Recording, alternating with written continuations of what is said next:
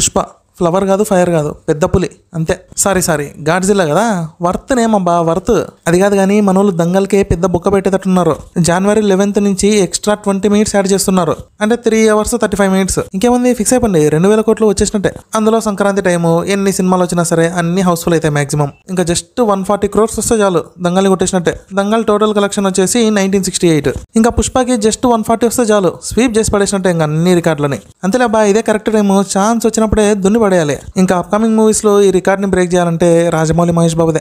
ఇదంతా కాదు కానీ పుష్ప సక్సెస్ చూసి బాలీవుడ్, సాంబార్ బ్యాచ్ వీళ్ళంతా జెలస్ ఫీల్ అవుతారనుకున్నా. కానీ ఈ 2 బ్యాచ్ల కంటే పుష్ప ఫ్యామిలీ మెంబర్సే జెలస్ ఫీల్ అవుతున్నారు బా. ఎందుకంటే బాస్ మాట్లాడిన మాటలు అలాగే ఉన్నాయి మరి. అంతేలే బా, కొడుకుకి కాంపిటీషన్ వస్తున్నారంటే ఎవరు ఊరికే ఉంటారు?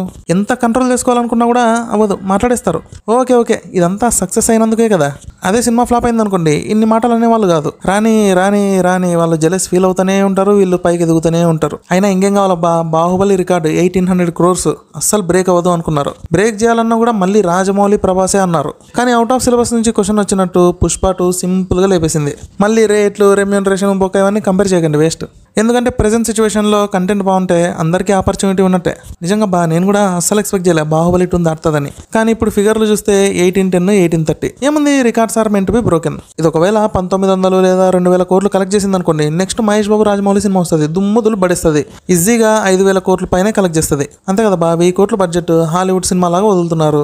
అట్లీస్ట్ 3000 crores అయినా కలెక్ట్ చేయాలి, లేకపోతే ఫ్లాప్ అయినట్టే. అంటే ఇలా అవ్వదు అనుకోండి, జస్ట్ చెప్తున్నా, 5000 కోట్లు అయితే ఈజీగా దాటుతుంది. ఎన్ని రికార్డ్స్ వచ్చినా కూడా పెద్ద సాటిస్ఫాక్షన్ లేదు. కానీ ఓన్లీ బాలీవుడ్ లో 800 కొట్టింది చూడండి, ఇది హైలైట్. నిజంగానే మొహం చూపించుకోలేనంత రేంజ్కి వెళ్ళిపోయారు వాళ్ళు. అండ్ ఇంకోటి బా, కొంతమంది పెద్ద స్టార్స్ కూడా ఈ సినిమాని పొగలేదు. అట్లీస్ట్ కంగ్రాచులేషన్స్ లేదా గుడ్ మూవీ అని చెప్పొచ్చు కదా, ఏం లేదు. ఎందుకో బా, నాకైతే ఒకటి అనిపిస్తుంది, కంటెంట్ లేకున్నా కూడా ఫుల్ యాటిట్యూడ్ తో ఉన్నట్టు అనిపిస్తారు వీళ్ళు. కాకపోతే మన వాళ్ళు అలా కాదు, కంటెంట్ లేకపోతే మూసుకొని ఉంటారు. మన కొండన్న కూడా అంతే కదా, స్టార్టింగ్ లో ఏం ఎగరలే, సైలెంట్ గా ఉన్నాడు. తర్వాత 2 హిట్లు పడిన వెంటనే ఏడుకో పైకి ఎక్కి కూర్చున్నాడు. అంటే ఆయన సరిగ్గా ఎక్కలేదు కాబట్టి జారి కింద పడిపోయినాడు అనుకోండి. అయినా కొండన్న ఆ విధంగా మాట్లాడడంలో తప్పేం లేదు పెద్దగా. కానీ బాలీవుడ్ లో అలా కాదు కదా, ఏం లేకపోయినా కూడా టైగర్ బాయ్ లాగా ఎగురుతూ ఉంటారు. యాక్చువల్లీ టైగర్ బాయ్ కి మంచి స్కిల్ ఉంది, కానీ డైరెక్టర్లు సరిగ్గా వాడట్లే. వామ్మో ఏంది ఇది, పుష్ప నుంచి టైగర్ బాయ్ దగ్గరకు వచ్చింది.